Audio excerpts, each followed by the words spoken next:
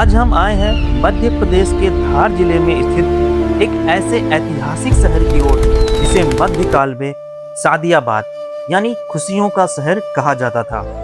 विंध्याचल की पहाड़ियों में 2000 फीट की ऊंचाई पर बसा यह शहर अपनी वास्तुकला और प्रेम कहानियों के लिए पूरी दुनिया में मशहूर है।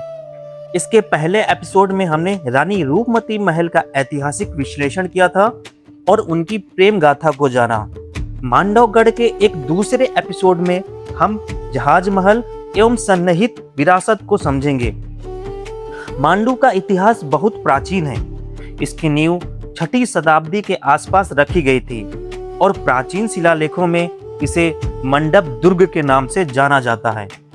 10वीं से 13वीं शताब्दी तक यहाँ परमार राजाओं का शासन रहा, जिनमें राजा मुंज, राजा भोज जैसे महान शासकों के नाम शामिल हैं। राजा मुंज ने ही मांडू की 72 किलोमीटर लंबी बाहरी सुरक्षा दीवारें और जहाज महल जैसी इमारतों की नींव रखी थी। 1305 के बाद यह क्षेत्र दिल्ली सल्तनत के अधीन हो गया और बाद में यहाँ गोरी, खिलजी, मुगल और मराठा राजवंशों ने शासन किया। मांडू केवल अपनी खूबसूरती ही नहीं बल्कि अपनी बेहतरीन इंजीनियरिंग के लिए भी जाना जाता है। 10वीं शताब्दी में भी यहाँ वाटर हार्वेस्टिंग की अद्भुत व्यवस्था देखी जा सकती है। गयासुद्दीन खिलजी के समय यहाँ एक फिल्टरिंग प्लांट बनाया गया था, जहाँ नमक, कोयला, कपूर, तुलसी, नींबू जैसी प्राकृतिक चीजों का प्रयोग करके पानी को पीने योग्य बनाया जाता था। जहाज महल में प्रवेश करने से पहले हमें दोनों तरफ हैंडीक्राफ्ट्स की दुकानें और जलपान करने के लिए कुछ छोटी छोटी दुकानें और रेस्टोरेंट दिख जाते हैं। जहाज महल का टिकट लेकर हम अंदर प्रवेश करते हैं, जिसका मूल्य भारतीय नागरिक के लिए मात्र 25 रुपीज है। जहाज महल सूर्योदय से सूर्यास्त तक खुला रहता है। जहाज महल के अंदर हमें तवेली महल, जहाज महल, कपूर तालाब, प्राचीन हिंदू बावड़ी, गदा साका महल, हिंडोला महल, चंपा बावड़ी, स्नानागार, शाही महल, जल महल, दिलावर खां की मस्जिद, नाहर झरोखा और नाहर झरोखा का परिसर और अंत में हाथी दरवाजा है, जहां पर शाम को laser light and sound show के लिए एंट्री दी जाती है। अभी हम जहाज महल में बैक गेट से प्रवेश कर रहे हैं, जिससे हमें सबसे पहले सामने जहाज महल दिख रहा है। यह 120 मीटर लंबा जहाज महल वर्षा ऋतु में दोनों तरफ स्थित मुंज तालाब एवं कपूर तालाब के भरे होने से सच में पानी में तैरते जहाज की कल्पना को प्रतिबिंबित करता है। जहाज महल में अंदर प्रवेश करते समय हमें अपने दाईं हाथ पर तवेली महल दिखाई देता है। तवेली महल यानी जिसे पुराने समय में तवेला कहा जाता था और यहाँ पे घोड़ों को रखा जाता था, किंतु तवेली महल के ग्राउंड फ्लोर को पुरातत्व विभाग द्वारा संग्रहालय में तब्दील कर दिया गया है, जिसे अभी हम बाद में देखेंगे, और इसके ऊपर के फ्लोर को अतिथियों के ठहरने की व्यवस्था की गई है।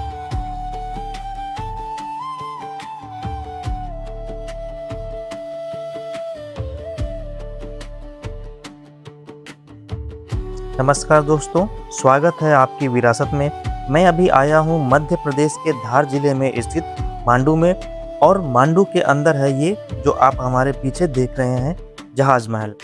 अगर इसके निर्माण की बात करें तो 15वीं सदी में सुल्तान गयासुद्दीन खिलजी द्वारा इसे बनवाया गया था। अभी हम इसके ऊपर जाएंगे और इसकी वास्तुकला और विश्लेषण को समझेंगे। अभी सनसेट का टाइम हो रहा है और जल्दी से ऊपर चलते हैं और समझते हैं इसकी संरचना को। यह महल अपने श्रृंगारिक सौंदर्य के लिए प्रसिद्ध है। मुंज और कपूर सरोवर के मध्य एक संकीर्ण भूमि पर स्थित होने के कारण यह महल जहाज से मिलता जुलता प्रतीत होता है। संभवतः इस महल का निर्माण श्रृंगार प्रेमी सुल्तान गयासुद्दीन खिलजी ने 1469 से 1500 ईस्वी के बीच में अपने विशाल अंतापुर के लिए करवाया था।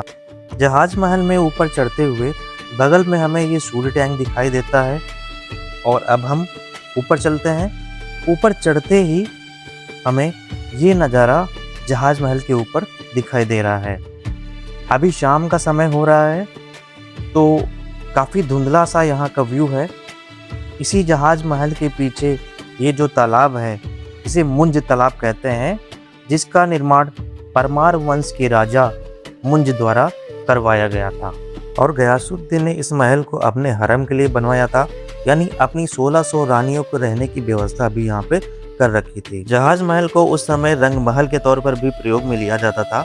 अभी हम उसे आगे दिखाएंगे। संध्या का समय होने के कारण सिक्योरिटी हमें जाने के लिए बोल रही है। कल सुबह हम फिर यहाँ पर आएंगे और आगे की चीजें देखेंगे। सुप्रभात आप सभी लोगों का। मैं आ चुका हूँ फिर से जहाज महल पर, और ये जो नाली नुमा रास्ता आपको दिख रहा है, इस घुमावदार रास्ते से होते हुए इस लोटस टैंक में इकट्ठा होता है। लोटस टैंक भर जाने के बाद जो है पानी का डायवर्जन ये नीचे दिख रही कटोरा बावड़ी की तरफ कर दिया जाता है, और इसके बाद जब कटोरा बावड़ी भर जाती है तो पानी को कछुआ टैंक के लिए फॉरवर्ड कर दिया जाता है। अभी देखिए जहाज महल के ऊपर से कितना अच्छा नज़ारा दिख रहा है। अभी हम जहाज महल के ऊपर हैं, और इस गुंबद में ये जो आप स्थापत्य देख रहे हैं, जो शंखनुमा हमें दिखाई दे रही है, इसका प्रयोग आवाज़ के संवर्धन में किया जाता था।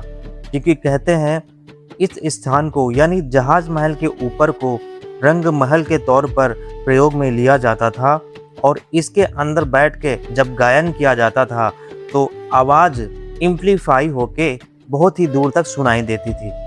अभी सामने दीवार पर जो छोटे छोटे खूंटियाँ दिख रही हैं, पुराने समय पर इस पे मसाले लगाई जाती थी।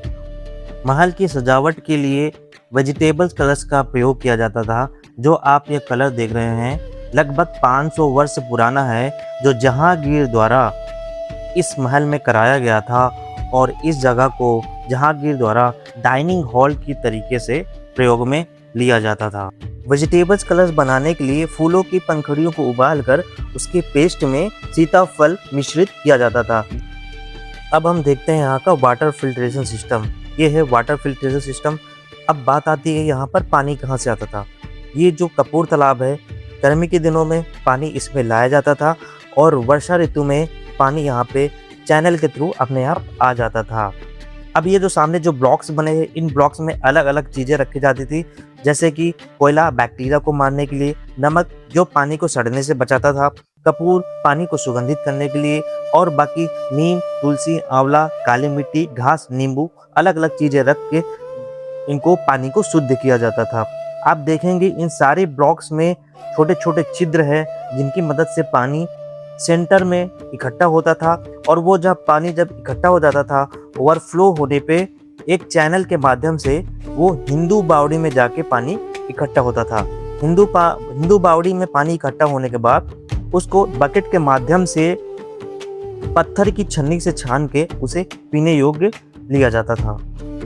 चलिए अब प्राचीन हिंदू बावड़ी को देखते हैं, जो एक पुराने पत्थरों से बनाई गई है। इसका प्रवेश द्वार अर्धवृत्ताकार बना है, जिसमें अभी प्लास्टर का कार्य देखने पे ऐसा प्रतीत होता है कि यह मूल स्वरूप में अभी भी विद्यमान है।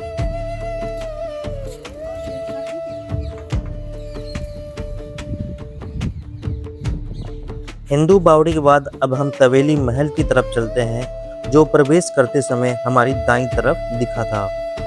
तवेली महल तवेला का अपभ्रंश या बिगड़ा हुआ रूप है, जिसका शाब्दिक अर्थ है जानवरों को रखने या बांधने की जगह। इस महल के भूतल पर जानवरों को रहने के लिए तथा ऊपर की 2 मंजिलों पर रक्षकों के लेने के लिए बनाया गया था। इसलिए इस महल को शालाओं का भवन यानी अस्तबल या जानवरों को बांधने की जगह कहते हैं। तवेली महल के छत से चारों ओर स्थित तालाब का सुंदर दृश्य दिखाई देता है। वर्तमान में इस इमारत के प्रथम तल को विभागीय या विश्राम गृह एवं भूतल को संग्रहालय के रूप में उपयोग किया जा रहा है। अब हम चलते हैं हिंडोला महल की तरफ। हिंडोला महल अपनी 77 डिग्री झुकी हुई दीवारों के कारण प्रसिद्ध है, जो इसे झूलते हुए पालने जैसा आभास देती है। हिंडोला महल गयासुद्दीन के शासनकाल का एक दर्शक हॉल है। यह एक सजावटी अग्रभाग बलुआ पत्थर की जालीदार काम और खूबसूरती से ढाले गए स्तंभों के साथ वास्तुकला की उन्नत तकनीकों को प्रदर्शित करता है। तो भी हम हिंडोला महल के अंदर हैं। इसके अंदर से होते हुए इसके पश्चिम भाग में चंपा बावड़ी स्थित है। इसे बाहर निकलकर हम चंपा बावड़ी की तरफ जाएंगे और चंपा बावड़ी विजिट करेंगे। ये हिंडोला महल के पीछे का भाग है जो हमें झुकी हुई 77 डिग्री दीवारें दिख रही हैं। चलिए अब चंपा बावड़ी की तरफ हम आगे बढ़ते हैं। चंपा बावड़ी शाही परिसर का एक भाग है। चंपा बावड़ी को चंपा बावड़ी इसलिए बोलते हैं क्योंकि इसके पानी का स्वाद मीठा है और ये चंपा की फूल की तरह महकता है। अगर इस बावड़ी की हम संरचना देखें तो हमें ऊपर से कुछ चंपा के फूल जैसा भी नज़र आता है। बावड़ी के हम अंदर चलते हैं। ये बावड़ी के अंदर का भाग है जो पहला फ्लोर है। इसके नीचे भी हमें बावड़ी जाने का रास्ता है, लेकिन वह रास्ता बंद है, इसलिए हम यहाँ से अभी हम बाहर निकल आए हैं। ऐसी जानकारी है कि मुंज तालाब के भू स्तर पर बने कमरों से होते हुए बावड़ी के तल तक जाने का रास्ता बना हुआ है और इसी बावड़ी के नज़दीक ही हमाम और स्नानागार आगे बने हुए हैं, जिसको हम अभी आगे देखेंगे। चंपा बावड़ी हमें ऊपर से चंपा के फूल की तरह नजर आ रही है। यह शाही परिसर है जिसमें कई सारे भग्नावशेष हैं, बट इन्हें हम देखकर यह आकलन नहीं कर सकते कि किस प्रकार के परिसर रहे होंगे। यहीं पर देखिए वर्षा के जल संचयन के लिए कैसे ड्रेनेज सिस्टम के द्वारा पानी को चंपा बावड़ी में भेजा जा रहा है। इतनी सारी भव्यता को देखकर हमें यही मालूम पड़ता है कि निश्चित रूप से यह मालवा के सुल्तानों का शाही हरम रहा होगा। अभी शाही परिसर के हम जिस भाग में पहुँचे हैं इसे नाटकशाला के नाम से जाना जाता है। पुराने समय में यहाँ पर नाटक, जिसे मंचन या आज के टाइम पे नुक्कड़ बोलते हैं, वह यहाँ पे किया जाता था। यह स्नानागार है जिसे रॉयल हमाम कहते हैं।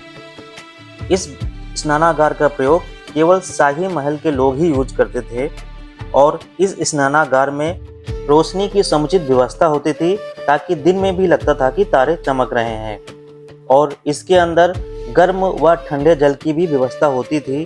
जब चाहे गर्म और ठंडा जल प्रयोग में लिया जाता था। अब हम चलते ऊपर, देखते हैं जहाँ से सूर्य की रोशनी अंदर बाथरूम में पहुँचती थी। ये छोटे छोटे छिद्र हैं जो तारे के आकार के हैं, ताकि हमें रात में लगे कि कुछ तारे चमक रहे हैं और दिन में प्रॉपर रोशनी रहती थी।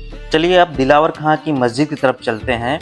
यह मांडू में सबसे पुरानी इंडो इस्लामिक इमारत है। खास तौर पर शाही परिवार के सदस्यों के लिए बनाया गया था। इसकी योजना में एक केंद्रीय प्रांगण है जो स्तंभों से घिरा है।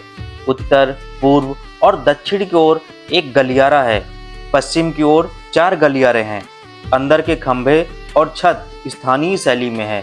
पश्चिमी दीवार और मुख्य द्वार के आलों में समृद्ध अलंकरण है। इमारत की वास्तुकला काफी हद तक स्वदेशी कारीगरी से प्रभावित है।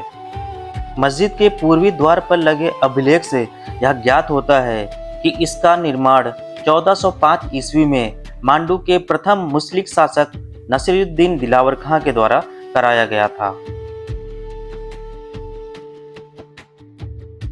हिंडोला महल के पास और दिलावर खां की मस्जिद के पूर्व में स्थित संगमरमर की इस खिड़की को नाहर झरोखा के नाम से जाना जाता है, क्योंकि यह सिंह युक्त आकृति के प्रकोष्ठ यानी ब्रैकेट्स पर आधारित थी, जो अभी नहीं है।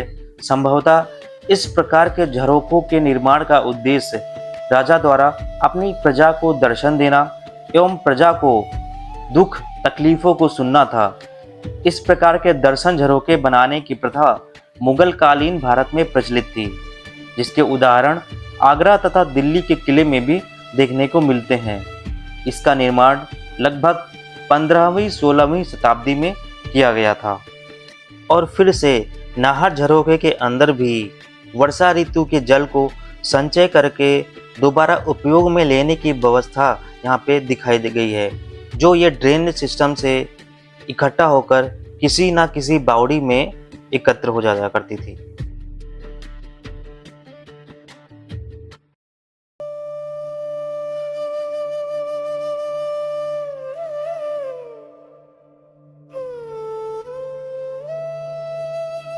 चलिए अब नाहर झरोखे के बाद हम गदा शाह महल की तरफ चलते हैं। गदा शाह का संबंध मालवा के सल्तनत के शासनकाल के दौरान एक शक्तिशाली राजपूत सरदार और व्यापारी राजकुमार मेदिनी राय से है, जो गदा शाह के नाम से जाने जाते थे। ये 2 मंजिला इमारत है जिसमें ऊपरी मंजिल पर खंभों वाला एक हॉल है। ऐतिहासिक सीढ़ीदार कुएं भी शामिल है, जिन्हें स्थानीय रूप से अंधेरी बावड़ी और उजाला बावड़ी के नाम से जाना जाता है। अगर आप भी इतिहास, वास्तुकला और प्रकृति के इस अद्भुत संगम को करीब से देखना चाहते हैं तो मांडू जरूर आएं। मिलते हैं अगले एपिसोड में मांडू की कुछ और विरासत के साथ।